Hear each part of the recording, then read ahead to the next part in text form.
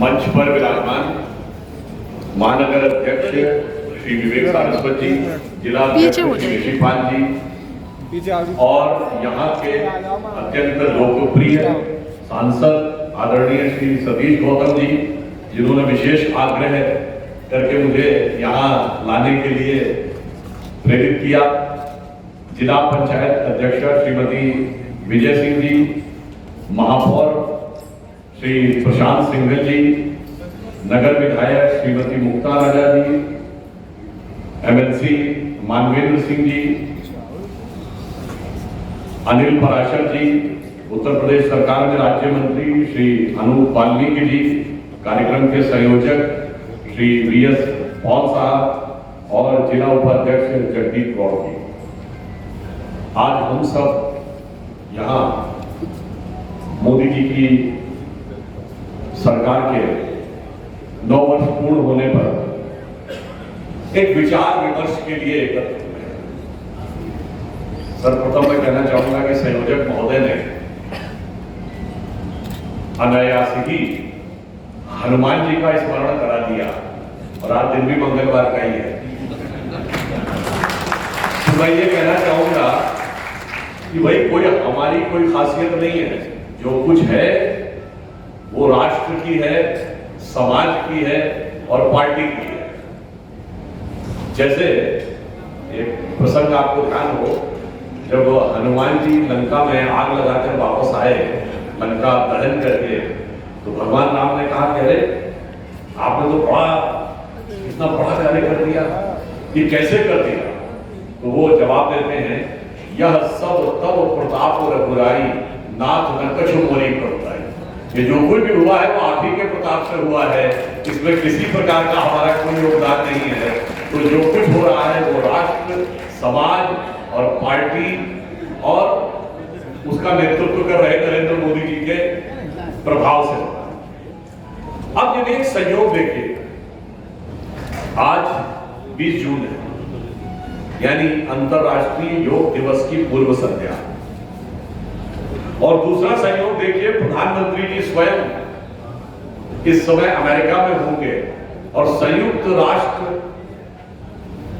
संघ में ही वह योग दिवस मनाएंगे। यहां से आप समझिए कि 2014 में जो बदलाव आया था वो कितना बड़ा बदलाव था।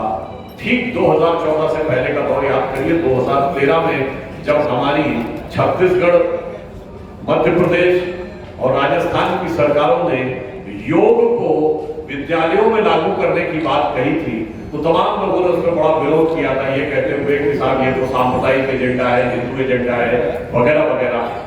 मगर जब मोदी जी प्रधानमंत्री बने और आपने देखा कि संयुक्त राष्ट्र संघ में जब योग दिवस का प्रस्ताव आया तो 170 से अधिक देशों ने उसका समर्थन नहीं किया, वो उसके द्वितीय प्रस्तावक बने। They have not become just a supporter of that resolution, they have become the second proposer। और यूएन के इतिहास में आज तक कोई भी ऐसा प्रस्ताव नहीं रहा जो 170 से अधिक देशों ने जिसका सेकंड प्रपोजल बनकर वो पकड़ होता है। और उल्लेखनीय बात यह है कि उसमें 40 से अधिक मुस्लिम देश, 40 से अधिक मुस्लिम देशों ने अंतर्राष्ट्रीय योग दिवस के प्रस्ताव को स्थापित किया।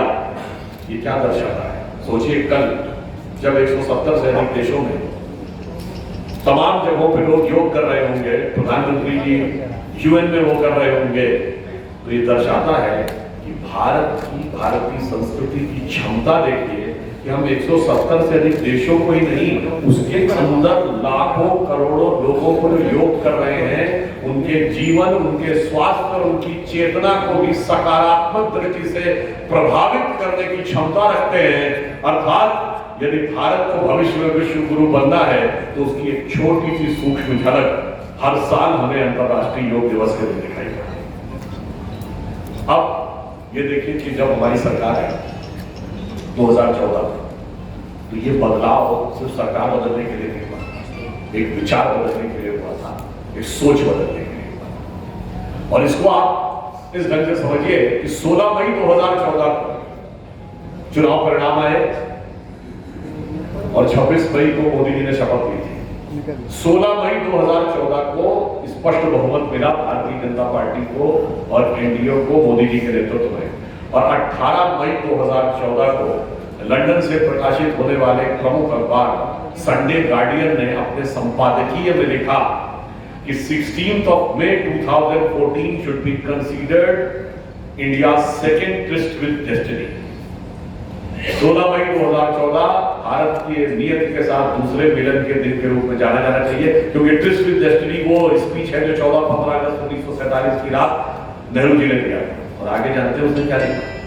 This day should be remembered in Indian history as the day on which Britishers finally left India। उसने कहा यह दिन भारत के इतिहास में इस रूप में जाना जाना चाहिए जिस दिन अंततः और पूर्णतः अंग्रेज भारत छोड़ के चले गए। उसने आगे उसकी व्याख्या लिखी, क्योंकि आजादी के बाद लंबे समय तक ऐसे लोगों का शासन रहा जो विचार और प्रेरणा में ब्रिटिश उपनिवेशवादी मानसिकता की विरासत को ओढ़े हुए थे।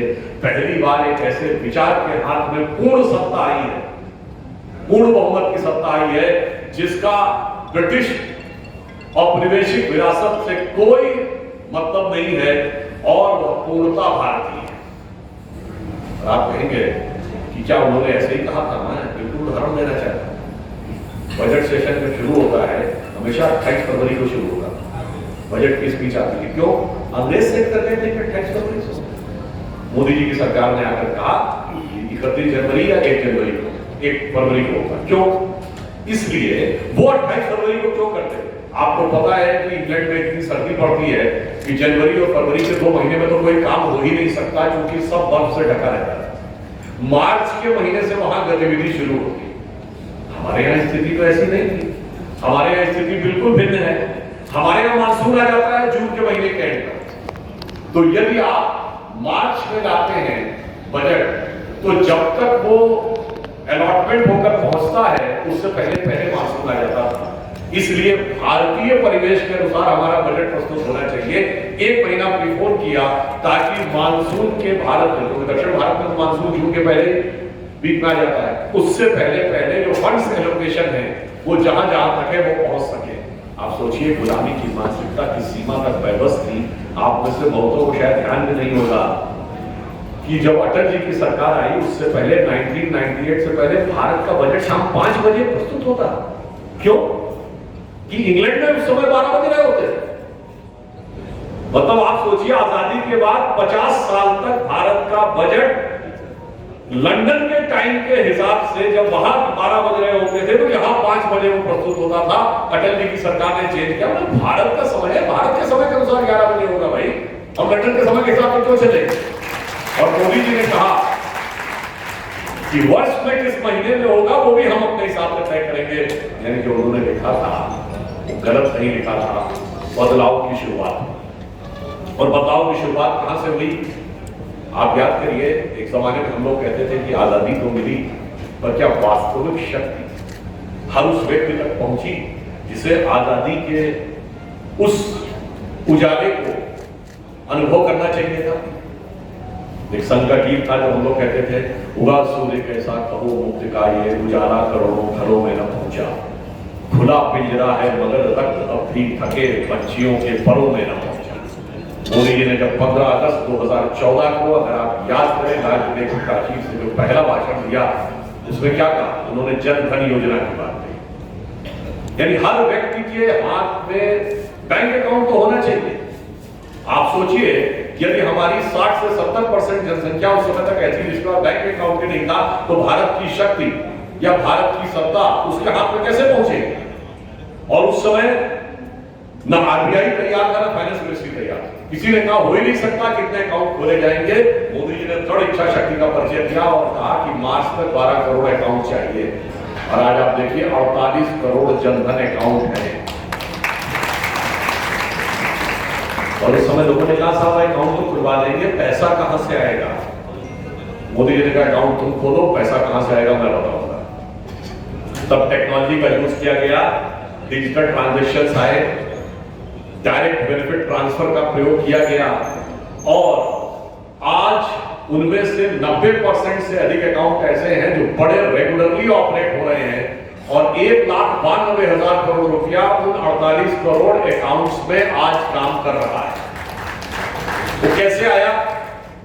देखिए, एक दौर था जब भारत के प्रधानमंत्री कहते थे कि 1 रुपया दिल्ली से चलता है तो 15 पैसे पहुंचता है, और उसमें शायद आप लोगों ने ये वाक्य तो सुना होगा पर ये नहीं सुना होगा सदन के पटल पर राजीव गांधी ने बोला क्या था। उन्होंने एक्जैक्टली ये शब्द बोला था कि एक हाथ से दूसरे हाथ तक जाते जाते रुपया घिस जाता है। तो जनाब, एक हाथ से दूसरे हाथ से तीसरे से चौथे हाथ तक जाते जाते 85% हाथ के पास पहुंच जाया करता था। वो व्यवस्था उन्होंने समाप्त की और अब डायरेक्ट बेनिफिट ट्रांसफर के द्वारा 1 रुपया चलता है 100 का 100 पैसा सीधे थके पंछियों के परों में। फिर अगर आप उनकी वो पहली स्पीच याद करें तो उन्होंने 2 ऐसे विषय लिए जो लोगों ने कहा अरे ये तो नॉन पॉलिटिकल है, राजनीतिक पंडितों ने कहा इसका राजनीति से क्या लेना देना। स्वच्छ भारत अभियान और बेटी बचाओ बेटी पढ़ाओ। लोगों ने कहा ये दोनों तो सोशल मुद्दे हैं, पॉलिटिकल थोड़ी है। परंतु मैंने कहा कि वो सरकार सिर्फ सत्ता बदलने के लिए नहीं आई थी, मानसिकता बदलने के लिए आई थी। और स्वच्छ भारत अभियान के आज 9 साल हुए हैं। हम सबको याद होगा कि 10 साल पहले किसी के हाथ में कोई कागज, कोई रैपर, कोई कागज का टुकड़ा हो तो जितनी सहजता से लोग इधर उधर फेंक दिया करते थे, अब मानसिकता बदली है। व्यक्ति देखता है कहां पर कूड़ेदान है, कहां पर डस्टबिन है, वहां जाके फेंकते हैं। और बेटी बचाओ बेटी पढ़ाओ का असर ये पड़ा कि नवजात शिशुओं के लिंग अनुपात में भारी सुधार दर्ज हुआ। और अब इसी वर्ष पहली बार ऐसा हुआ है कि नवजात शिशुओं में लड़कियों की संख्या लड़कों से अधिक हुई है। और वो राज्य हरियाणा और राजस्थान जैसे वो राज्य जहां पर कि सबसे स्क्यूड जेंडर रेशियो था, उनमें भी भारी सुधार हुआ। और वैसे आपके लिए एक और बात बता दूं, ये जो बहुत हमारे दिमागों में भरा जाता है ना, किसान महिलाओं के लिए भारत में समस्या थी, भारत में न्याय नहीं था। मैं एक फैक्ट याद दिलाना चाहता हूं, 1901 में जो सेक्स रेशियो था 1000:972 था। 1000 पुरुषों में 972 महिलाएं थी 1901 की जनगणना में, जो उस समय पूरे विश्व में सर्वाधिक था। उस समय पूरे वर्ल्ड में हमारा सबसे बेहतर रेशियो था। आप सोचिए, इसका मतलब मूलतः भारतीय समाज उसका संरक्षण कर रहा था, मगर हमारे दिमाग उल्टा भरा गया। आज 100 साल के बाद मोदी जी के नेतृत्व में पहली बार हम उस स्थिति में पहुंचे हैं जो 972 के आंकड़े को अब हम क्रॉस करने में सफल हुए। 1971 को 930 पे आ गए, यानी हम लोएस्ट पे आ गए। तो इसलिए मैंने कहा एक विचार बदलने का काम किया, एक सोच बदलने का काम किया। और अब यदि आप पिछला वाला उनका भाषण याद करें, 15 अगस्त 2022, उन्होंने क्या कहा कि देश स्वतंत्रता के अमृत महोत्सव वर्ष को पूर्ण कर चुका, परंतु इसका अर्थ ये नहीं हुआ कि 75वां वर्ष समाप्त हो गया, सारा उत्साह समाप्त हो गया, सब खत्म हो गया ना। उन्होंने कहा कि अब एक नए युग में हम प्रवेश कर रहे हैं, जो 75 वर्ष से लेकर जब हम शताब्दी करेंगे 2047 में, उस समय तक हमें क्या क्या टारगेट अचीव करना है। उन्होंने इस 75 वर्ष को अमृत काल दिया और कहा इस अमृत काल में हमारे 5 ऑब्जेक्टिव्स हैं। नंबर 1, 2047 तक यानी अमृत काल समाप्त होने तक भारत को विकसित राष्ट्र बनाना है। नंबर 2, गुलामी की मानसिकता के हर चीज से अपने को मुक्त करना है। नंबर 3, अपनी विरासत पर गर्व करना है। और नंबर 4, इस सब के लिए हम सबको कर्तव्य करना है, क्योंकि जब तक सारे लोग उसमें नहीं लगेंगे यह स्वप्न साकार नहीं होगा। और नंबर 5, वह कर्तव्य सामूहिक रूप से करना है, इनकोहेरेंस करना है, इन आइसोलेशन नहीं करना है, पृथकता में नहीं करना है। और आप देखिए बदलाव का वो दौर देखिए, आज कितना बड़ा बदलाव आया। 9 साल पहले जब प्रधानमंत्री जी अमेरिका गए थे तो उस समय उन्होंने तत्कालीन अमेरिकी राष्ट्रपति बराक ओबामा को गीता भेंट की थी। बहुत हल्ला मचाया था सब लोगों ने, सांप्रदायिकता की बात हो रही है, ये हो रहा है। और ये वही लोग हैं जिन्होंने तब गीता पर प्रश्न उठाया था, आज गीता प्रेस को गांधी शांति पुरस्कार देने पर सवाल किया है। मगर मुझे आश्चर्य इस बात का होता है कि कांग्रेस के नेता शायद ध्यान ही नहीं दे पाते कि उनके नेताओं ने क्या लिखा था। लोकमान्य तिलक ने गीता रहस्य लिखा, महात्मा गांधी ने कौसानी में जाकर गीता के ऊपर अनासक्ति योग लिखा, सर्वपल्ली राधाकृष्णन की हिंदू वे ऑफ लाइफ पढ़ी, उत्तर प्रदेश के पूर्व मुख्यमंत्री ने डॉक्टर शंभूरानंद ने गीता पे क्या लिखा, अरे भैया बाहर करना पड़ो, अपना तो पढ़ के देख लो कि क्या था। मगर क्या करें, मोदी जी के विरोध में, भाजपा के विरोध में ऐसा चश्मा आंखों पे चढ़ा हुआ है कि भारत, भारतीयता, भारतीय संस्कृति, हिंदू धर्म को सबको छोड़िए, अपने नेताओं के भी खिलाफ जाके खड़े हो जाते हैं। मगर आज देखिए बदलाव, एक वो दौर था जब हमारी सरकार आने से पहले 2007 में इस देश के कई सांसदों ने लिख के भेजा था यूएस सेनेट को कि मोदी जी को वीजा नहीं दीजिएगा। शर्म की बात थी। भारत की सार्वभौमिकता, भारत की संप्रभुता, भारत की संवैधानिकता, भारत की न्याय व्यवस्था, भारत की लोकतंत्र व्यवस्था का अपमान था। और आज मोदी जी को स्टेट डिनर दे रहा है अमेरिका का राष्ट्रपति। और मोदी जी भारत के पहले प्रधानमंत्री बने जिन्हें 2 बार अमेरिकी संसद के दोनों सदनों के संयुक्त सत्र को संबोधित करने का मौका मिलेगा। वो भी दिवाली थी, ये भी दिवाली है।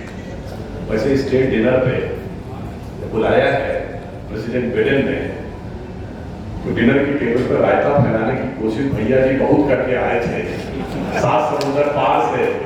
मगर क्या बताएं, उधर उन्होंने जो सवाल पूछा था, उनके सवाल से प्रेरित पाकिस्तान की पत्रकार ने व्हाइट हाउस की प्रेस कॉन्फ्रेंस में जो पूछा, व्हाइट हाउस से झिड़की खाने के बाद भी उन्हें समझ में ना आया। अब वो सुना है वापस आ रहे हैं कल अमेरिका से। तो आप समझ लीजिए कि विपक्ष की मना स्थिति क्या है। मतलब जो अमेरिका में आप बोल रहे हैं, व्हाइट हाउस ने कहा India is a vibrant democracy, ये उनका औपचारिक है। अब देखिए ऑस्ट्रेलिया के प्रधानमंत्री ने कहा मोदी इज द बॉस, और जहां उनका ननिहाल है इटली, वहां की प्रधानमंत्री जॉर्जिया लियोनी ने मोदी जी की पूरी प्रशंसा की। मगर क्या बताएं, ना उनको भारत यानी अपने ददिहाल की बात समझ में आती है, न इटली यानी ननिहाल की बात समझ में आती है। अब किसी का दिमाग ऐसा बदहाल हो गया हो तो उसके लिए हम क्या कर सकते हैं। भारत किस अवस्था में जाके पहुंचा है, इसका मैं आपको एक वाक्य बता देता हूं। एक दिन मैं YouTube पे ऐसे ही देख रहा था, तो पाकिस्तान के कुछ लोगों की वो संस्मरण सुना रहा था, मतलब रिएक्शन दे रहा। तो अभी Modi ji popular New Guinea कहते हैं ना, जहाँ के प्राइम मिनिस्टर ने उनके पांव छू लिए थे, तो वो पापुआ न्यू गिनी बोल नहीं पा रहा। वो कहता था अरे साहब क्या बताएं, हमारे मुल्क के तो हालात ऐसे हो गए हैं। वो एक कौन सा मुल्क है जिसके वजीर आजम ने वो मोदी के पांव छू लिए। तो उन्होंने कहा कि वो पापुआ, यहाँ के पपुआ ऐसे बोला, कहता वो पपुआ के वजीर आजम ने पांव छू लिए। कहते हमारे वजीर आजम ने जाके जहाँ कहाँ पांव पकड़ते हैं, कुछ पैसा दे दो तो भी को पैसा दे दो तैयार नहीं होता। आप सोचिए ये इतना बड़ा बदलाव आया है। और आज जिस ढंग का स्वागत उन्हें अमेरिका में और विश्व की बड़ी शक्तियों में लाओ, महत्वपूर्ण बात देखिए, आप प्रबुद्ध हैं, इसलिए कहना चाहता हूं। अमेरिका स्टेट डिनर कब दे रहा है? जब हमारा रशिया से ऑयल इंपोर्ट 1.96 मिलियन पर बैरल पर डे है। दुनिया में रूस से सबसे ज्यादा तेल हम दे रहे हैं। इसके बावजूद तो हमारे लिए पलक पावड़े बिछा रहा है। ये होती है विदेश नीति की दक्षता। आज हम दुनिया के इकलौते देश है जहां रशिया कहता है कि India is our traditional ally, और अमेरिका कहता है India is our strategic ally. ये स्थिति दुनिया के किसी दूसरे देश के पास नहीं है जो मोदी जी के नेतृत्व में हमने प्राप्त करने में सफलता हासिल की। इतना ही नहीं, आपने देखा रशिया यूक्रेन वॉर के समय के बाद पुतिन के साथ प्रेस कॉन्फ्रेंस में मोदी जी ने पुतिन के प्रेजेंस में यूक्रेनियन सरकार को भी धन्यवाद दिया। उन्होंने कहा मैं रूस और यूक्रेन दोनों की सरकारों को धन्यवाद देता हूं कि उन्होंने भारत के जो 20-22 हजार छात्र थे उनको निकलने में मदद की। सिर्फ भारतीय देश था जिनके छात्रों को निकलने के लिए भारत का राष्ट्रीय ध्वज लगी हुई जो बसें जा रही थी, तो ना रूस की सेना अटैक करती थी ना यूक्रेन की सेना अटैक।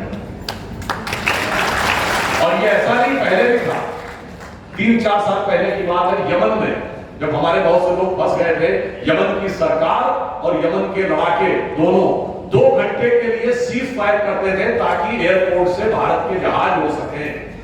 और हम अपने ही सैनिकों को अपने ही नागरिकों को बचा के नहीं लेके आए।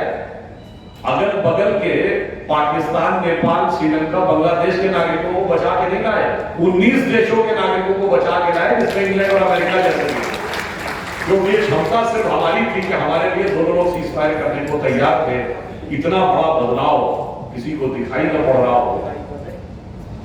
तो मैं ये कहना चाहूंगा कि आज हम उस अवस्था में 9 साल के बाद बैठे हैं, पहुंचे हैं कि स्वप्न देखा था कभी, वो आज हर धड़कन में है। एक नया भारत बनाने का इरादा मन में है, तो बढ़ रहे हैं हम प्रगति की ओर। उस रफ्तार से कर रहा है विश्व भी हमको नमन उस पार से। आज हम 5वीं बड़ी अर्थव्यवस्था बने। आज हम मोबाइल मैन्युफैक्चरिंग में दुनिया के नंबर 2 के देश बने। आज मोबाइल हेडसेट मैन्युफैक्चरिंग में हमारी सरकार आने से पहले कंज्यूमर तो हम तभी नंबर 2 थे। नंबर 1 चाइना था, नंबर 2 हम थे। पर मोबाइल हेडसेट बनाने की फैक्ट्रियां 2 थी, अब 240 है। सबसे हाई एंड फोन जो आईफोन माना जाता है, उसकी चाइना के बाहर अमेरिका ने पहली फैक्ट्री कर्नाटक में लगी है। आईफोन 14 जो है वो 25% भारत में बने हैं। $1 बिलियन के हमने एक्सपोर्ट किए हैं भारत में मैन्युफैक्चर करने के बाद। आप सोचिए कितना बड़ा चेंज आया है। और हम ऑटोमोबाइल में तीसरे नंबर के देश में। आज 7.5 करोड़ परिवार भारत में थे जिनके पास कोई ना कोई कार है। और इतना ही नहीं, इंफ्रास्ट्रक्चर यानी सड़क, एयरपोर्ट, रेलवे स्टेशन, इसमें इन्वेस्टमेंट में हम दुनिया में नंबर 1 के देश हो गए। इस समय हमारा इंफ्रास्ट्रक्चर इन्वेस्टमेंट अमेरिका से भी ज्यादा है। और आप सभी ध्यान होगा कि अलीगढ़ में ऐसा शानदार रेलवे स्टेशन बनने जा रहा है, जो आप देखेंगे तो आपको लगेगा कि आप एयरपोर्ट में हैं या रेलवे स्टेशन।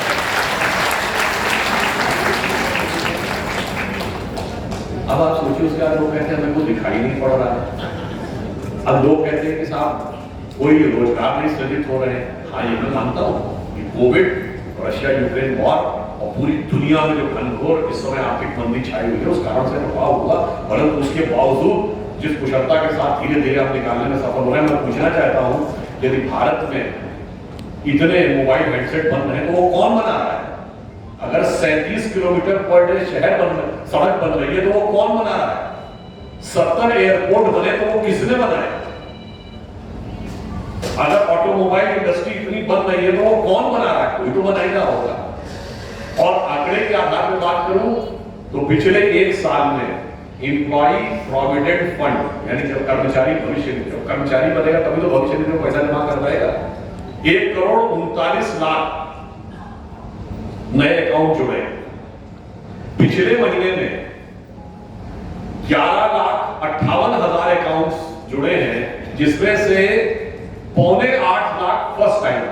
मतलब आप कहेंगे फर्स्ट टाइमर उनका क्या है? कुछ लोग ऐसे थे जो कोविड के दौर में जिनका व्यवसाय चला गया था। इसका मतलब 2.5-3 लाख वो हैं जिन्होंने दोबारा शुरू किया है, और 7.25 लाख वो हैं जिनको पहली बार कोई व्यवसाय है। ये मैंने सिर्फ एक यथार्थ की बात कही। और फिर भी जो लोग कहना चाहते हैं, तो मैं ये भी याद दिलाना चाहता हूँ, इसमें दुनिया में कोई एक G7 कंट्री बताइए या G20 कंट्री बताइए जहां विकास की दर हमसे अधिक हो या महंगाई की दर हमसे कम हो। पूरी दुनिया में मैं पूछा, आपको पता है इंग्लैंड में विकास की दर क्या है? 1.83 के आसपास। और इतना ही नहीं है, अमेरिका में 40 साल की सबसे अधिक महंगाई चल रही है। अगर किसी को संदेह हो तो नवंबर 2021 में, और शायद 21 नवंबर है, व्हाइट हाउस की तस्वीर जाके देख ले कि पहली बार अमेरिका ने अपने स्ट्रेटेजिक ऑयल रिजर्व्स खोले महंगाई को नियंत्रण करने के लिए। तो हम इन सारी परिस्थितियों में सबसे बेहतर स्थिति। और लोग हमसे सवाल करते हैं, ये बताइए सिलिकॉन वैली बैंक तो बिक गया, बैंक डिफॉल्ट कर गया पूरा अमेरिका में। सिलिकॉन वैली बैंक एक बड़ा बैंक था। चाइना में एवरग्रांड कंपनी जो वहां की सबसे बड़ी रियल एस्टेट की कंपनी थी, फेल कर गई, कोलैप्स कर गई। $300 बिलियन का उनके ऊपर था, देनदारी वो दे नहीं पा रहे। भारत में ऐसा हुआ क्या? कोई बैंक फेल कर गया, कोई कंपनी फेल कर गई? नहीं, उसके बाद कहते हैं साहब, हाँ ये बात तो मानता हूं कि कोविड के बाद से बाहर निकलते निकलते और वैश्विक आधार में थोड़ा समय लग रहा है। यानी स्थिति यह है कि अगल बगल के जहाज उल्टे पलटे जा रहे हैं क्योंकि समुद्र में सुनामी आई, और आप हमारे जहाज के कैप्टन से ये कह रहे हैं कि ये झटका क्यों लगता हुआ दिखाई पड़ रहा है। वो कह रहे हैं अगल बगल मत देखो, ये तो दोष कैप्टन का है। जबकि मैं कहना चाहूंगा, और इसमें मैंने उदाहरण दिया है अमेरिका और चाइना का, पाकिस्तान श्रीलंका का उदाहरण नहीं दिया जहां जो हालात है वो आप सभी देख रहे हैं। मगर हालात को कैसे उपयोग और दुरुपयोग किया जाता है यही आप समझिए। एक हंगर इंडेक्स है, हंगर इंडेक्स में हम पाकिस्तान से नीचे हैं। मतलब आपने देखा जहां आटे और चावल और दाल के लिए दंगे हो रहे, गोली चल रही, लोग ट्रकों के पीछे भाग रहे हैं, वो हंगर इंडेक्स में हमसे ऊपर है। प्रेस फ्रीडम इंडेक्स में हम अफगानिस्तान के भी नीचे हैं, चाइना के भी नीचे हैं। मतलब आप ये समझिए, वहां सबसे बड़ा आईपीओ, चाइना की सबसे बड़ी कंपनी अलीबाबा, उसका जो चेयरमैन था जैक मा, वो दुनिया का सबसे बड़ा आईपीओ ला रहा था $29 बिलियन का। सडनली ही डिसअपीयर्ड, गायब, कहां चला गया किसी को नहीं पता, कोई मीडिया रिपोर्ट नहीं कर रहा। वो प्रेस फ्रीडम में हमसे ऊपर है, हम नीचे हैं। ये दर्शाता है कितनी नीची मानसिकता से वो ये सब इंडेक्स बनाए जाते हैं, और उससे ज्यादा निचली मानसिकता के वो लोग होते हैं जो इंडेक्स का ढिंढोरा पीटते हैं। और आपको एक और भी बात बताऊं, एक हैप्पीनेस इंडेक्स भी है जिसमें हमें नीचे बताया गया। और आपको एक मजेदार बात बताऊं, उस हैप्पीनेस इंडेक्स में एक कंट्री है जो चौथे नंबर पे है, आइसलैंड, हमसे बहुत ऊपर है। पर एक मजेदार बात आपको पता है, एंटी डिप्रेशन ड्रग्स के कंजम्पशन में आइसलैंड नंबर 1 पे है दुनिया। तो मैं समझ नहीं पा रहा हूं ये कौन सी हैप्पीनेस इंडेक्स है जो एंटी डिप्रेशन ड्रग्स में जो सबसे ज्यादा है, वो सबसे ज्यादा हैप्पी नजर आता है। तो वास्तविकता ये है कि पूरी दुनिया के अगर हम हालात देखें तो उस विपरीत परिस्थितियों में मोदी जी के नेतृत्व में भारत जिस ढंग से आगे बढ़ा है, तो मुझे उनके लिए पंक्ति याद आती है कि हम ये कह सकते हैं विपक्ष वालों से कि हमें इल्जाम मत दीजिए, बहुत अफसोस होता है। हमें इल्जाम मत दीजिए, बहुत अफसोस होता है। बड़ी तरकीब से कश्ती यहां तक लेके आए हैं, बदल देते हैं हम दरिया की मौजें अपनी जरूरत से, आंधियों में भी चिराग अक्सर हमने जलाया। अब भारत के अंदर आते मैंने कहा ना कि जब तक हर गरीब के हाथ में वो शक्ति नहीं पहुंचेगी, लोकतंत्र का कोई अर्थ नहीं। तो चाहे जनधन अकाउंट हो, 50 करोड़ लोगों को आयुष्मान भारत, स्वास्थ्य, देखिए गरीब की सबसे बड़ी चिंता क्या होगी, स्वास्थ्य। 50 करोड़ लोगों के लिए वो उपलब्ध कराया गया। 11 करोड़ लोग आयुष्मान भारत के कार्ड बनवा चुके हैं, और 5 करोड़ लोग उसमें से कोई ना कोई लाभ यानी किसी न किसी चीज का इलाज करवा चुके हैं। फिर चाहे बहनों के लिए उज्ज्वला योजना हो, फिर चाहे उजाला योजना हो। आपको पता है कि एलईडी बल्ब, इनसे लाइट का कंजम्पशन भी बहुत कम होता है। अब तक हमारी सरकार ने 37 करोड़ एलईडी बल्ब डिस्ट्रीब्यूट किए जो अमेरिका की कुल आबादी कर रहा है। हम दुनिया के इस समय एकमात्र देश है, सोचिए जिस समय कोविड आया था, जरा पढ़िए न्यूयॉर्क टाइम्स, वॉशिंगटन पोस्ट क्या लिखते थे, इंडिया को बर्बादी कगार पर खड़ा हो गया, ना यहाँ इंफ्रास्ट्रक्चर है, ना कुछ नहीं होगा, खत्म हो जाएगा, वैक्सीन भी नहीं बना पाएगा। आज देश में 110 करोड़ लोगों को दोनों वैक्सीन, यानी 220 करोड़ वैक्सीन हम सफलतापूर्वक लगाने में सफल हो गए हैं, और अभी तक दुनिया का कोई दूसरा देश ये टारगेट अचीव नहीं कर पाया है कि उसके सारे लोगों को वैक्सीन लग गई। अच्छा, मजे की बात क्या है कि लोग हर चीज में, हर विषय के इतने बड़े जानकार बन जाते हैं। जब आप याद करेंगे कोविड अपने चरम पर था, मैं 15 अगस्त 2020 की बात कर रहा हूं, जब प्रधानमंत्री जी ने लाल किले से कहा कि अगले वर्ष की शुरुआत यानी जनवरी 2021 के आसपास तक वैक्सीन आ जाएगी। अचानक ये सब लोग सेलुलर माइक्रोबायोलॉजी के एक्सपर्ट बन गए, आ ही नहीं सकती, हो ही नहीं सकता, इतनी जल्दी कैसे वैक्सीन बन सकती है, कोई नहीं बना सकता, वगैरह वगैरह, और सब प्रधानमंत्री जी झूठ बोल रहे हैं। और आखिर में हमने नहीं 8-9 देशों में वैक्सीन बना दी, उसी टाइम पे बना। अब जैसे ही वैक्सीन बन के आ गई और ये कहा गया कि लगाने की शुरुआत की जाए, जनवरी एंड 2021 से। अब स्टैटिस्टिकल एक्सपर्ट बन गए, नहीं ऐसा कैसे हो सकता है, इतना सैंपल सर्वे होना चाहिए और इतने सर्वे इतना सैंपल साइज के बगैर आपने कैसे तय कर लिया कि इसका कोई इफेक्ट होगा नहीं होगा वगैरह वगैरह। और कुछ लोग तो उत्तर प्रदेश में तो बीजेपी की वैक्सीन कहने लगे।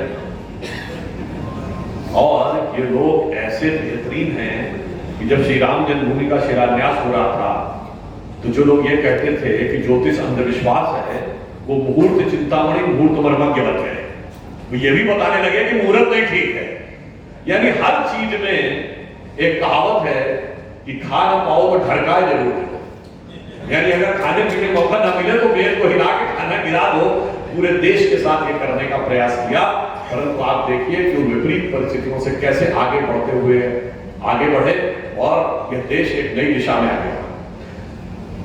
जब हमारी सरकार आई तो मोदी ने सबसे पहले जन कल्याण की चीजों को एक एक व्यक्ति तक पहुंचाने का प्रयास किया। फिर दूसरा, उसके बाद देश नए विकास की तरफ आ गया।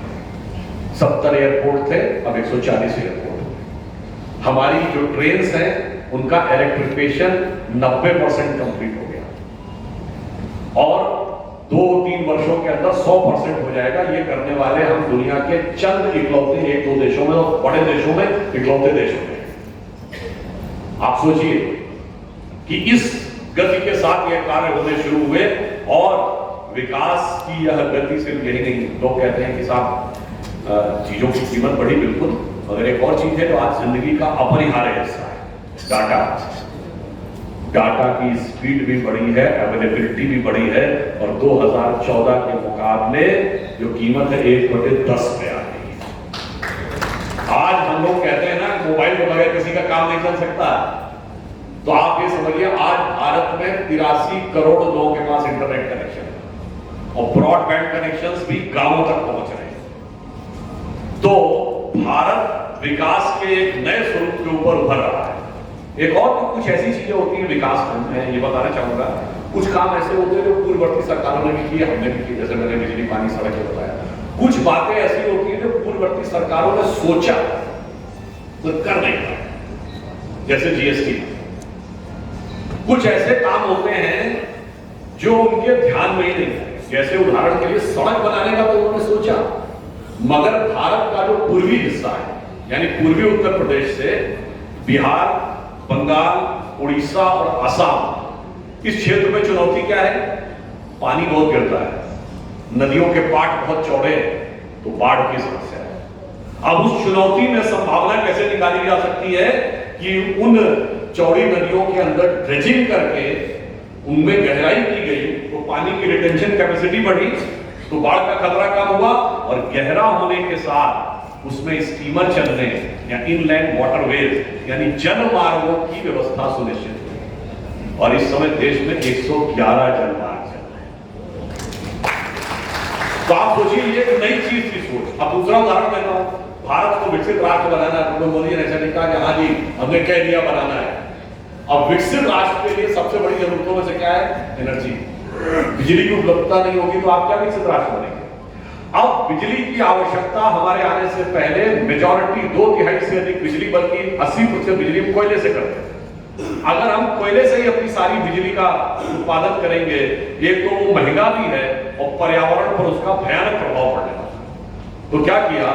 सौर ऊर्जा में लंबी छलांग लगाई भारत। अब मैं कह सकता हूं सौर ऊर्जा में यह छलांग की बात सोची हो सकती है पिछली सरकारों ने, मगर यह नहीं सोचा होगा कि सौर ऊर्जा के लिए एक इंटरनेशनल सोलर अलायंस बनेगा और उस इंटरनेशनल सोलर अलायंस का केंद्र भारत में दिल्ली के पास गुरुग्राम में बनेगा।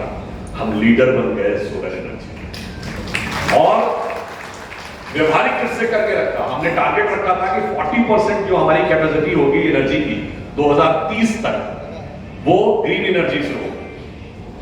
और आपको जान के भारत सरकार में तो माना जाता सब लेट लतीफ चलता है, पहली बार ऐसा हुआ 8 साल पहले हमने 2022 में वो 40% का टारगेट अचीव कर लिया।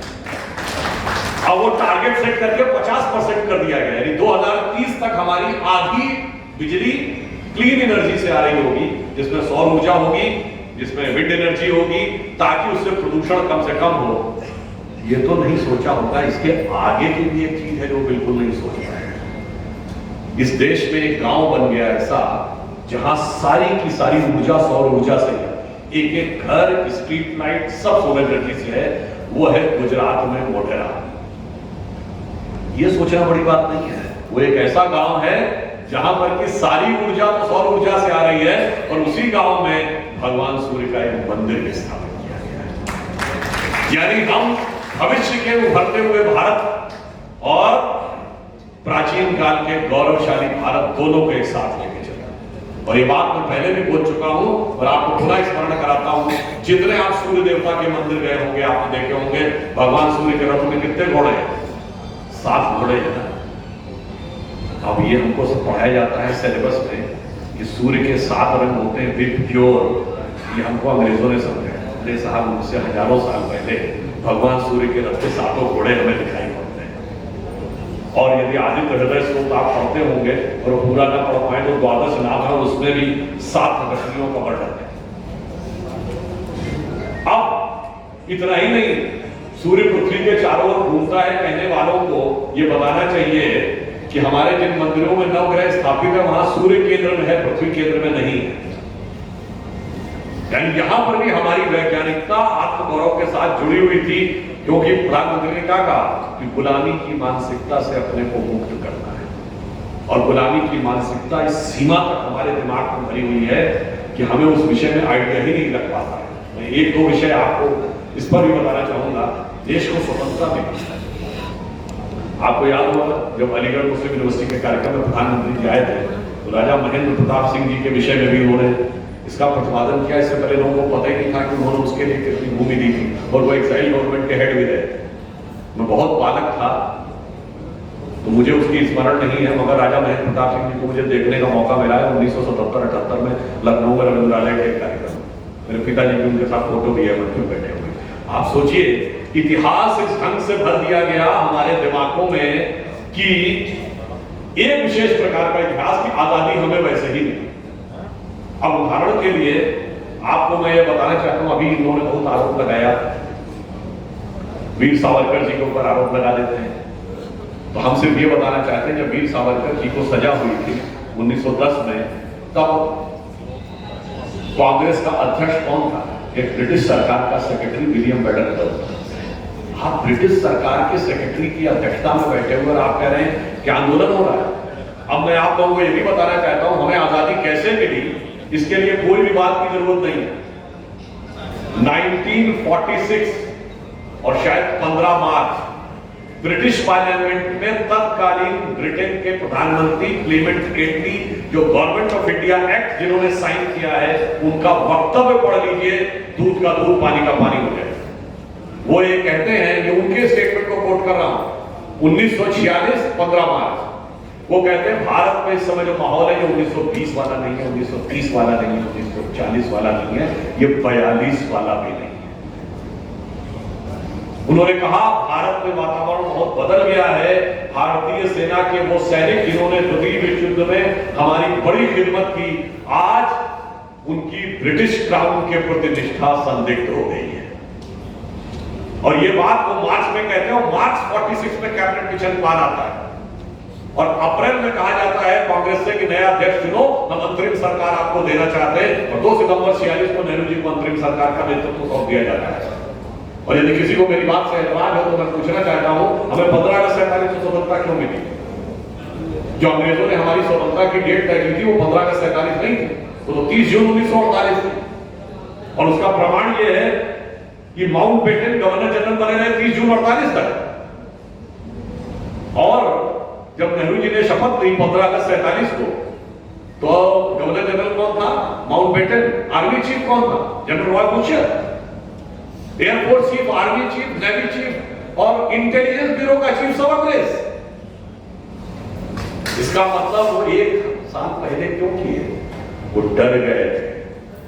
आजाद हिंद फौज के सैनिकों पे जो लाल किले में केस चल रहा था, उस कारण से जो वातावरण बनना शुरू हुआ था। इतिहास का एक बहुत बड़ा अध्याय, जिन्होंने हिस्ट्री नहीं पढ़ी उन्हें नहीं पता, 16 फरवरी 1946 को नौसेना में अपराइजिंग हुई बॉम्बे में, और 2 दिन के अंदर 70,000 से अधिक नौसैनिक उसमें शामिल हो गए। बॉम्बे, कलकत्ता, कराची 100 से अधिक उन्होंने नेवल शिप्स कंट्रोल कर लिए। चाहकर भी अंग्रेज कुछ नहीं कर पा रहे थे। आखिर में उन्होंने कांग्रेस के नेताओं का सहयोग मांगा। नेहरू जी और सरदार पटेल के कहने पे 11-12 दिन के बाद 27-28 फरवरी 1946 को वो सैनिक वापस आए और 15 मार्च का ये ब्रिटिश प्राइम मिनिस्टर का स्टेटमेंट है वहां की पार्लियामेंट। अब ये बताने की जरूरत नहीं है कि स्वतंत्रता किसको मिली। चलिए इसके भी किसी को आपत्ति हो तो मैं पूछना चाहता हूं, 1942 का भारत छोड़ो आंदोलन 2 महीने में कुचल दिया गया था और हमें स्वतंत्रता मिली 47 में। 43, 44, 45, 46 5 साल तो कुछ हुआ ही नहीं, तो फिर कहां छोड़ के चले गए। मतलब ये जो हमारे इतिहास बनाने वाले कितने मजेदार बताते हैं कि मोदी जी के जमाने में डिजिटल रेवोल्यूशन आती है, कहते हैं राजीव गांधी ने शुरू की थी 30 साल पहले, इसलिए आना शुरू हुआ। अब इनसे पूछिए भाई 42 का आंदोलन समाप्त हो गया 2 महीने में, अगस्त में आपने शुरू किया, अक्टूबर तक खत्म और उसका इफेक्ट 15 अगस्त 47 को आया। ये किसी के गले के नीचे उतरने वाली बात है क्या? अब आप आइए उससे पहले कांग्रेस का एलिवेंस इंपैक्ट होता है 4 मार्च 31। 1931 से 1947 16 साल कोई आंदोलन नहीं। बताइए कोई आंदोलन करने वाला रिसर्च करके कौन सा आंदोलन हुआ? सिर्फ भारत छोड़ो आंदोलन छोड़ के 16 साल तक कोई आंदोलन नहीं, और भारत छोड़ो आंदोलन के बाद 5 साल तक कोई आंदोलन नहीं, और उसके बाद अंतरिम सरकार का नेतृत्व भी आपको मिल गया। और मैं ये भी बताना चाहता हूं, जैसे आप सबों ने सुना होगा, उसका डिटेल शायद किसी को ना पता हो। जब अप्रैल 46 में तय किया गया कैबिनेट मिशन प्लान के तहत कि जो कांग्रेस का अध्यक्ष होगा उसे ही सत्ता मिलेगी, तो कांग्रेस की मीटिंग बुलाई गई और 16 कांग्रेस कमेटियां थी, प्रदेश कांग्रेस कमेटी, कहा कि अपना नाम भेजिए। और इसका वर्णन मैं हवा में नहीं बोल रहा हूं, जेपी कृपलानी जो कांग्रेस के अध्यक्ष है उन्होंने अपनी किताब में उस पूरी मीटिंग का वर्णन लिखा है। क्या हुआ, एक वोट आया पट्टाभी सीतारमैया को और 1 या 2 वोट आए जेपी कृपलानी को, और शेष सारे के सारे वोट सरदार पटेल को और 0 वोट जवाहरलाल नेहरू। और मीटिंग जब शुरू होती है तो कृपलानी जी कहते पट्टाभी रमैया कहते मैं अपना कैंडिडेचर विड्रॉ करता हूं और अपना वोट नेहरू जी को ट्रांसफर करता हूं। अरे भाई कोई कैंडिडेचर विड्रॉ कर सकता है, वोट ट्रांसफर करने का कोई विधान नहीं होता।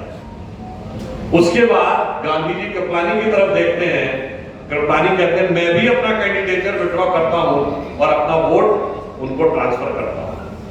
उसके बाद कृपलानी जी सरदार पटेल की तरफ देखते हैं, सरदार पटेल कोई प्रतिक्रिया व्यक्त नहीं करते। तो इस घटना का वर्णन बाकायदा कांग्रेस अध्यक्ष ने मिनट टू मिनट किया है, और दुर्गादास की किताब है India from Curzon to Nehru and thereafter, उसमें भी वर्णन है। फिर गांधी जी एक चिट लिखते हैं, वो चिट कृपलानी के साथ होती हुई सरदार पटेल के पास जाती, सरदार पटेल उस चिट को पढ़ते हैं, 1 सेकंड मौन रहते हैं, उसका कहते हैं मैं भी अपना कैंडिडेचर विड्रॉ करता हूं और नेहरू को वोट ट्रांसफर करता हूं। और आप सोचिए 0 वोट पाके प्रधानमंत्री भी बने, और उसके बाद अभी भी जाके नेट पे चेक कर लीजिएगा, शिमला में माउंटबेटन के साथ गर्मियों की छुट्टियां मनाने के गए। वो वीर सावरकर स्वतंत्रता की लड़ाई नहीं लड़ रहे थे, जिन्हें कोल्हू में बैल की जगह जोत दिया जाता था कि 10 लीटर तुमको तेल 8 दिन में निकालना है। और वो नेहरू जी जो जेल में थे, जेलवे में थे, जलवे से थे, जलवाए जलाल के साथ थे, खानसामा भी था, खाने पीने का सामान भी था, किताब लिखने के लिए असिस्टेंट और पीए भी उपलब्ध था, यहां तक कि उसी परिसर के अंदर वॉलीबॉल खेलने की व्यवस्था भी रहती थी। आप सोचिए उन लोगों को सारा क्रेडिट मिला, और वो आजाद हिंद फौज के सैनिक, वो भगत सिंह, राजगुरु, सुखदेव, ये सब रिवोल्यूशनरी टेररिस्ट कह दिए गए। तो मुझे लगता है कि स्वतंत्रता के अमृत महोत्सव वर्ष में हमारे दिमाग में क्या चीज भरी है ये भी हमको ध्यान रखना चाहिए। उन लोगों को क्रेडिट मिला जिन्होंने हकीकत में लड़ाई कितनी लड़ी। मतलब मुझे वो लाइन याद आती है कि नौरंगिए सियासत दौरान तो देखिए, नौरंगिए सियासत दौरान तो देखिए कि मंजिल मिली उन्हीं को जो शरीके सफर में थे। अब एक बिंदु और कहना है, बहुत कहा जाता है द्विराष्ट्र का सिद्धांत सावरकर जी ने दिया। यहां मैं याद दिलाना चाहता हूं, अलीगढ़ की धरती वालों को तो अवश्य याद रहना चाहिए। 14 मार्च 1888 सर सैयद मेरठ में भाषण देते हैं और बहुत साफ कहते हैं, और ऐसा नहीं, मैं किताब के साथ कोट कर रहा हूं, उन्होंने एक किताब लिखी रिसालाए असबाब बगावत हिंद 1857 के स्वतंत्रता संग्राम पे, जिसको उन्होंने बगावत कहा, और उसमें उन्होंने ये सिद्ध करने का प्रयास किया कि जो विद्रोह है, जिसको चूंकि ब्रिटिश सरकार विद्रोह मान रही थी, ये हिंदुओं ने किया है, मुसलमानों से इसका कोई मतलब नहीं है, तो ब्रिटिश सरकार को अपना गुस्सा हिंदुओं पर निकालना चाहिए। अब वो 14 मार्च 88 को मेरठ में क्या कहते हैं कि भाई हिंदू और मुस्लिम दो अलग अलग कौम है, हम अंग्रेजों के जाने के बाद हिंदुओं की प्रजा बन के नहीं रह सकते, और आगे वो कहते हैं यदि वो जाएंगे तो उसके बाद एक मुकाबला होगा, जिस मुकाबले में हमें सत्ता की सरहदें तय करने वाली असली कलम यानी तलवार का प्रयोग करने की अनुमति होनी चाहिए। हम संख्या में भले ही कम हैं, पर हम तो वो हैं जिन्होंने अरब पे, यूरोप पे, दुनिया के बड़े हिस्से पर हुकूमत की, और यहां पर भी हुकूमत की। हमने हिंदुओं पर हुकूमत की, हम उनके साथ नहीं रह सकते। तब सावरकर 4 साल के थे। इवन पाकिस्तान अपनी ऑफिशियल हिस्ट्री में यह लिखता है कि पाकिस्तान के फाउंडेशन की नींव सैयद अहमद खान ने बनाई, जिस नींव के ऊपर इमारत जिन्ना ने खड़ी। अरे भाई हमारी ना मानो ना, उनकी मान लो। और मजे की बात आपको बताएं, पाकिस्तान अपनी ऑफिशियल हिस्ट्री में लिखता है कि पाकिस्तान की नींव कब पड़ी? 712 में, जब मोहम्मद बिन कासिम ने पहली बार सिंध को जीता। मतलब किसी भी चीज को कुछ भी कर। और दिसंबर 1887 में बिल्कुल ऐसी और इससे ज्यादा कड़ी भाषा में सर सैयद अहमद ने लखनऊ में भाषण दिया। और फिर भी हमारे विरोधियों के मन में, क्योंकि आप सब बुद्धिजीवी हैं, तो मैं याद दिलाना चाहता हूं, जवाहरलाल नेहरू ने डिस्कवरी ऑफ इंडिया में लिखा, और फिर भी किसी को ना ध्यान हो तो मैं पत्रकारों का पेज नंबर 403 पे जाके पढ़िए, अलीगढ़ मुस्लिम यूनिवर्सिटी के बारे में क्या लिखा। उन्होंने लिखा कि ज्यादातर यहां पर अंग्रेज अधिकारियों के रहते रहते ब्रिटिश सरकार के विरुद्ध विरोध का कोई संभावना नहीं रह गई। उन्होंने वर्ड यूज किया है कि इसकी सोच कंजर्वेटिव या दकियानूसी थी, और उन्होंने कहा कि हर मुस्लिम आंदोलन में कभी प्रकट रूप से, कभी पीछे से एएमयू की भूमिका रहती थी, और मुस्लिम लीग और उसका विचार एएमयू से लिखता। ये कौन कह रहा? जवाहरलाल नेहरू। साहब कैसे दिमाग में भर दिया जाता है कि साहब वो तो सावरकर ने कहा था, वो तो इन्होंने कहा था, वो तो उन्होंने कहा था। इस प्रकार की बातें, इसलिए मैंने कहा जो हकीकत है इतिहास, वो उसको पूरी तरीके से छुपाया जाता है। किस कारण से स्वतंत्रता मिली वो बात भी छुपा दी जाती है। और यहाँ एक और बात आपको बात बता, बहुत से लोग अभी उन्होंने कहा ना कि ये मुस्लिम लीग, वो मुस्लिम लीग नहीं है, तो ये भी मैं आप लोगों को बता देना चाहता हूं, जो भारत की इंडियन यूनियन मुस्लिम लीग जो 1948 में बनी, उसका पहला अध्यक्ष कौन था? जाके चेक करिएगा, मोहम्मद इस्माइल, जो जिन्ना की मुस्लिम लीग के दक्षिण भारत के अध्यक्ष थे। और उस समय आज का लगभग पूरा दक्षिण भारत मद्रास प्रेसिडेंसी में आता था, और उस समय मुस्लिमों के लिए आरक्षण क्षेत्र में 30 सीटें थी। मद्रास प्रेसिडेंसी 30 की 30 मुस्लिम लीग ने जीती थी। और कितना प्रतिशत वोट मुस्लिमों का मिला था पता है? 95%। कांग्रेस को 4.5% वोट मिला। 1946 की जो असेंबली के इलेक्शन, वही मोहम्मद इस्माइल, उनको जानते क्या कहा जाता था? जिन्ना को कायदे आजम कहा जाता था, उनको कायदे मिल्लत कहा जाता था। वही बाद में इंडियन यूनियन मुस्लिम लीग के अध्यक्ष बन जाते, और नाम बदला, फितरत नहीं बदली। संविधान सभा में वो डिमांड करते हैं कि मुस्लिमों के लिए पृथक निर्वाचन क्षेत्र होना चाहिए, वैसा ही जैसा 1916 में कांग्रेस ने मंजूर किया था। और ये कहते हैं आप बड़े भाई हैं, छोटे भाई को इतना देना चाहिए। फिर सरदार पटेल ने उसके जवाब में फटकार लगाई है, वो जाके पढ़ लीजिए। अगर आज भी हालत ये है कि आज इस देश में सेकुलरिज्म की परिभाषा ये है कि राहुल गांधी भी विदेश में बैठे होते हैं, Indian Muslim League is absolutely secular, I have no problem about it. और आरएसएस हिंदू बोको हराम है, मंदिर की बात करने वाले हिंदू तालिबान है, ये शशि थरूर लिखते हैं। हिंदू बोको हराम सलमान खुर्शीद लिखते हैं। देखिए कितना बड़ा अंतर है, किस ढंग की चीजें हमारे दिमाग में बैठाने का प्रयास किया जाता है। और इसलिए मैंने कहा कि अगर आप इतिहास में किसी भी विषय में जाएंगे तो हमारी स्वतंत्रता कैसे मिली, किन लोगों से कहां से देश विभाजन की नींव पड़ी, वो सारी की सारी चीजें बहुत स्पष्ट रूप से आपको दिखाई पड़ेगी। और ये भी मैं आपका लाइटर नोट किया, हमारे पहले प्रधानमंत्री नेहरू जी तो भारत के नहीं पढ़े हुए थे, उनकी डिग्री तो इंडियन यूनिवर्सिटी की नहीं थी, वो तो लंदन से पढ़े थे ना, मगर पाकिस्तान के पहले प्रधानमंत्री की डिग्री अलीगढ़ मुस्लिम यूनिवर्सिटी की, लियाकत अली यहाँ के पढ़े हुए थे।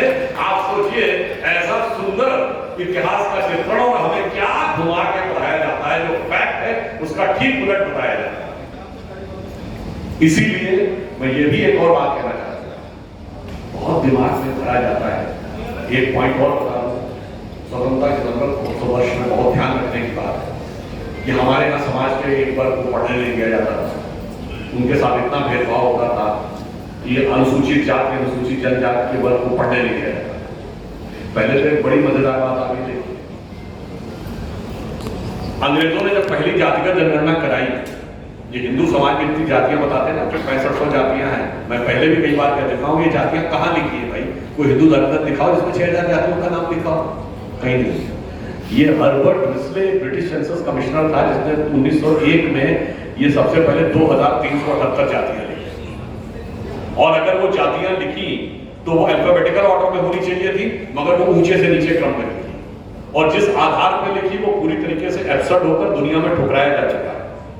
वो क्या था, जिनका माथा ऐसा वो ऊंचे हैं, जिनकी ठोड़ी ऐसी है वो ऊंचे हैं, जिनका रंग ऐसा वो ऊंचे हैं, जिनका कंधा ऐसा ऊंचा, बकवास सिद्ध किया जा चुका है।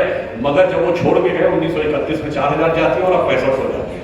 पता, बड़ी मजेदार बात ये समझिए कि पिछले 100 साल में 4000 जातियां उसमें ऐड हो गई।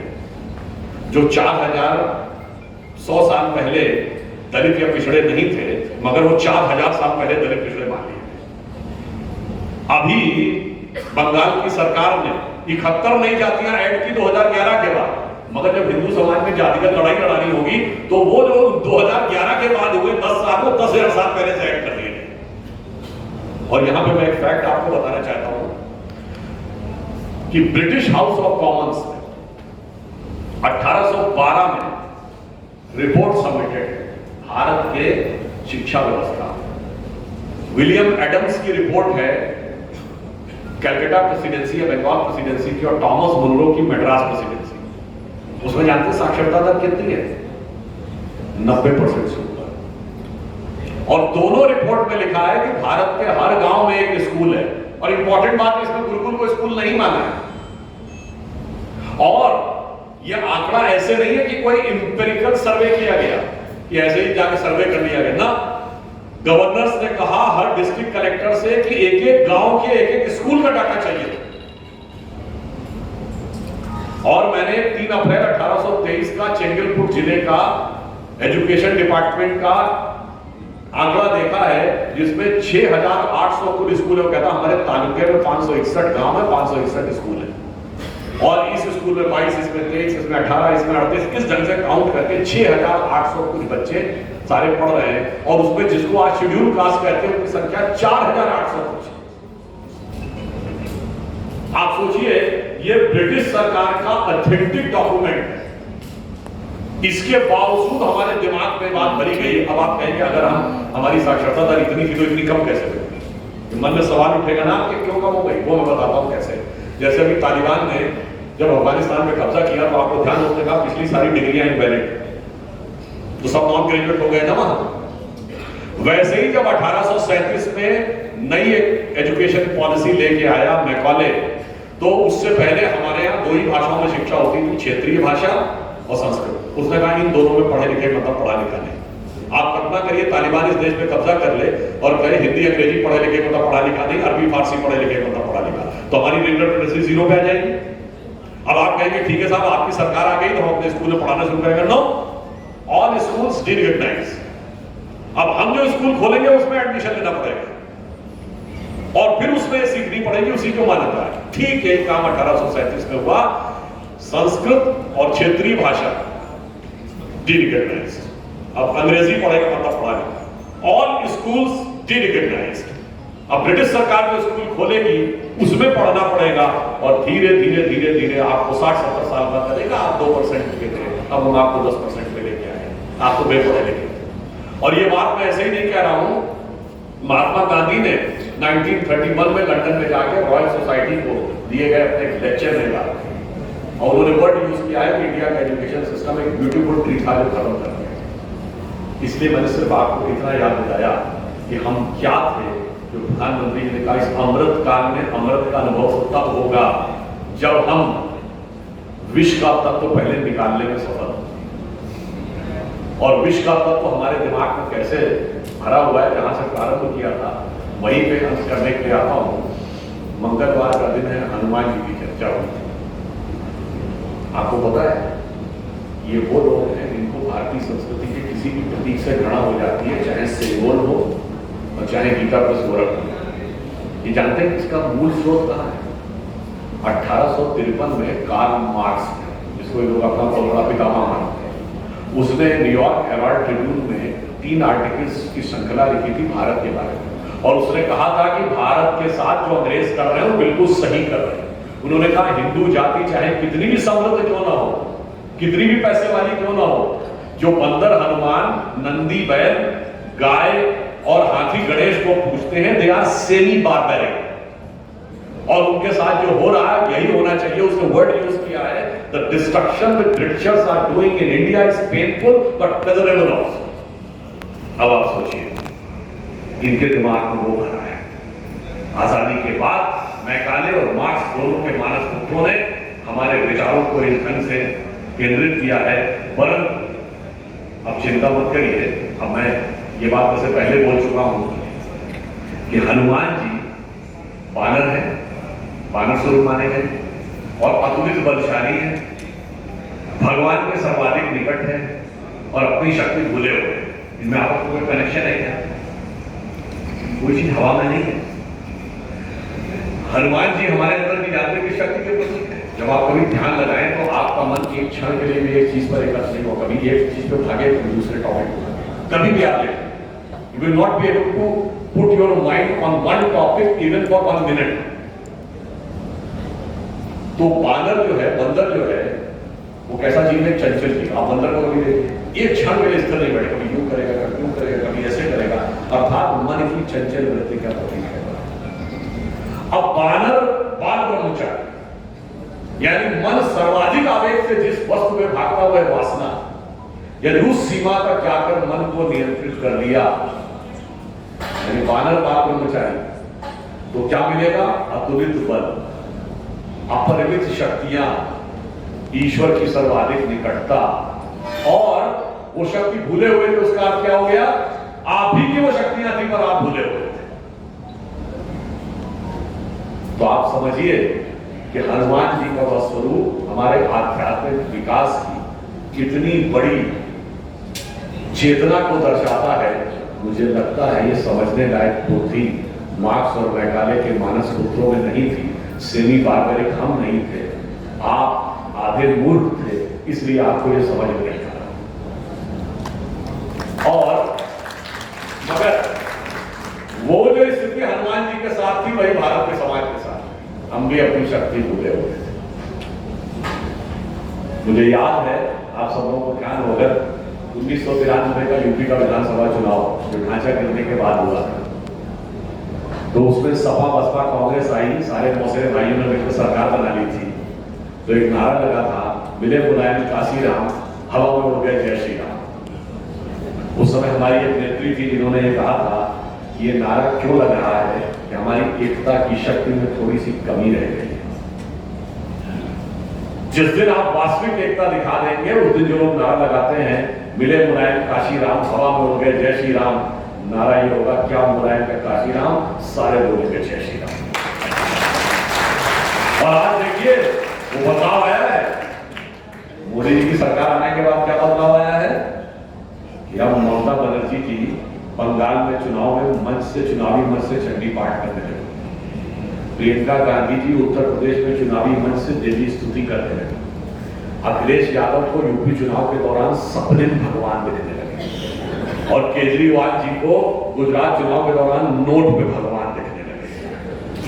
और पहली बार आपने देखा कि हम हार गए कर्नाटक का चुनाव और कांग्रेस के लोग हनुमान जी की फोटो वो गदा लेके बात कर रहे थे, यानी ये परिवर्तन क्यों आया है, ये पिछले 9 साल का वो परिवर्तन है कि बदले बदले मेरे सरकार नजर आते हैं, जब से दिल्ली में बैठे हुए मोदी सरकार नजर आ रहे हैं। मगर कुछ एक शक्तियां हैं काल नेमी की तरह, जो चाहती हैं कि हनुमान जी अपनी शक्ति भूले रहें।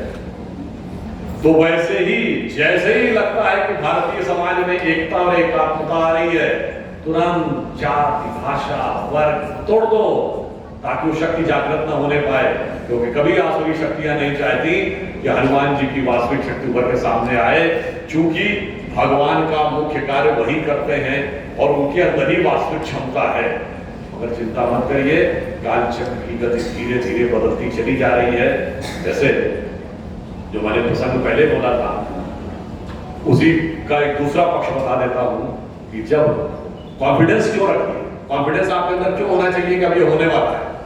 जब सीता माता को खोजने गए हनुमान जी और उन्होंने कहा माता मैंने आपको खोज लिया है, अब बस बिल्कुल चिंता मत करिएगा, हम लोग आके आपको इन राक्षसों को मार कर छुड़ा ले जाएंगे। तो सीता जी क्या कहती है, अरे भाई बानर तो तुम्हारी तरह छोटे छोटे हैं, ये राक्षस तो बहुत शक्तिशाली है, तुम लोग आकर इनको कैसे मार कर छुड़ा ले जाओगे, मेरे मन में संदेह हो रहा है। जो रामचरितमानस में लिखा है कि हैं सुत कपि सब तुम ही समान, सारे कपि तो तुम्हारी तरह, जातु धान अति भट बलवान, राक्षस तो बहुत बलवान है, मोरे हृदय परम संदेहा, ये सीता जी कह रही। जैसे ही वो कहती मोरे हृदय परम संदेहा, तो हनुमान जी क्या करते, सुनी कपि प्रकट कीन निज देहा। अब अपना विराट स्वरूप दिखाते हैं, वो क्या है, कनक भूधरा कार शरीरा समर भयंकर। अब जब वो दृश्य देख लेती हैं तो सीता मन भरोस तब भयगु उन्हीं लग रूप पवन सुन, सीता जी को विश्वास दिला दिया अब ये होने वाला है। तो वैसे ही आप भी विश्वास रखिए, ये होने वाला है। कैसे, एक जमाने में बहुत हम लोगों के ऊपर टॉन्ट कसते थे ना कि आ गए भाजपा वाले, कहते हैं राम लला हम आएंगे, मंदिर वहीं बनाएंगे और तारीख नहीं बताएंगे। मानवर, वो मंदिर कोई इमारत नहीं थी जिसका निर्माण हो रहा था, वो भारत की चेतना का विकास था जिसे और चोट तो नहीं लगी। और दूसरी बात, वो मंदिर का निर्माण कोई तारीख नहीं थी, कालचक्र की गति थी। कैसे, देखिए अगले वर्ष मंदिर निर्माण पूर्ण होने जा रहा है। मैं आपको इसलिए बताना चाहता हूं कि दैवीय कार्य था कि आज मंदिर निर्माण तब हुआ जब केंद्र में मोदी जी के नेतृत्व में दूसरी बार स्पष्ट बहुमत की सरकार, योगी जी के नेतृत्व में जब 2019 में शिलान्यास हुआ 300 की मेजॉरिटी की सरकार। जब आंदोलन शुरू हुआ था हम 2 सीटों वाले थे, जब शिलान्यास हुआ 303 सीटों वाले थे। और इतना ही नहीं, भारत 5वीं बड़ी अर्थव्यवस्था भी बन गया। और इतना ही नहीं, उस इंग्लैंड को पीछे छोड़कर 5वीं बड़ी अर्थव्यवस्था बना जिसने हम पे हुकूमत की। देखिए कालचक्र का संयोग देखिए। और इतना ही नहीं, वो अंग्रेज जो हमसे कहते थे कि हिंदुस्तानियों को तो राज करना नहीं आता इसलिए हमारी हुकूमत जरूरी है, उस इंग्लैंड में आपस में इतनी उठापटक हुई राजनीति कि आज एक हिंदुस्तानी उन्हें बता रहा है कि राज कैसे। ये कालचक्र की सारी गति देखिए, उन्हें समझ में नहीं आ रहा है कि ये क्या होने वाला था। इसीलिए मैं याद दिलाना चाहता हूं, पुराने लोगों को याद होगा श्री राम जन्मभूमि का शिलान्यास 9 नवंबर 1989 को हुआ था। उस दिन देवोत्थानी एकादशी थी। और महत्वपूर्ण बात यह है कि मंदिर निर्माण के लिए 4 शिलाएं रखी जाती हैं। उन 4 शिलाओं से पहले, जिनका नाम नंदा बत्रा जयपुरा समरांगण सूत्रधार एक ग्रंथ है, उसके आधार पे उससे पहले हमने जो 5वीं शिला यानी पहली शिला जो रखवाई थी वो कामेश्वर चौपाल एक बिहार के दलित थे, उन्होंने सबसे पहले वो रखी। और आप देखिए देवोत्थानी एकादशी थी 9 नवंबर 1989, कोई भी जाके चेक कर सकता है, जब पहली कार सेवा हुई जिस दिन मुलायम सिंह ने कहा था परिंदा नहीं पर मार सकता। 30 अक्टूबर 1990 उस दिन भी देवोत्थानी एकादशी थी। और जिस दिन कोर्ट का जजमेंट आया 8 और 9 नवंबर 2019 उस दिन भी देवोत्थानी। अब मानिए तो संयोग और मानिए तो दैवयोग और इतना ही नहीं, आप ये भी समझिए, भगवान राम का जन्म यदि धर्म की स्थापना के लिए हुआ था, धर्म की स्थापना से रावण को मारकर होनी थी, तो बहुत आसान था। अयोध्या के राज परिवार में पैदा हुए थे, अयोध्या की सेना लेके जाते, रावण को मार देते, उससे धर्म की स्थापना नहीं होती, क्योंकि समाज में कॉन्फिडेंस ही नहीं आता। समाज कहता है भाई आप राजा थे, आप बदलाव थे, आप कर दिया, मैं तो आम आदमी हूं, मेरे पास क्या है। समाज में चेतना की स्थापना के लिए पहले राजा राम वनवासी राम, फिर निषाद राज का सम्मान, माता शबरी का सम्मान, फिर सुग्रीव का राज्याभिषेक, फिर बानर, रीछ, भालू, समाज के उन क्षेत्रों में रहने वाले लोग जिन पे पास कोई नहीं जाता था, सबको संगठित किया और विश्व की सबसे बड़ी शक्ति को परास्त किया, यानी पूरी सामाजिक समरसता के साथ। और आज संयोग देखिए, जब अगले वर्ष संभवतः मकर संक्रांति को जब उद्घाटन होगा राम जन्मभूमि का, तो उससे पहले भारत के महामहिम राष्ट्रपति रामनाथ कोविंद जी अनुसूचित जाति से थे, और आज राष्ट्रपति द्रौपदी मुर्मू जी अनुसूचित जनजाति। यानी जो राम के काल में हुआ था वही राम मंदिर के काल में हो रहा है। इसीलिए मैं यह भी बताना चाहता हूं अपने विरोधियों को कि वो तारीख नहीं थी, वो कालचक्र की गति थी। जो रामचरितमानस में लिखा है कि जब रावण पूछता है हनुमान जी से कि राम कौन है, वो कहते हैं तात राम नहीं नर भूपाला, भुवनेश्वर कालहु कर का। ये नर नहीं है, ये संपूर्ण विश्व के स्वामी है और काल के भी काल है। ये परिवर्तन आना था और इसके साथ यह परिवर्तन आके खड़ा हुआ है।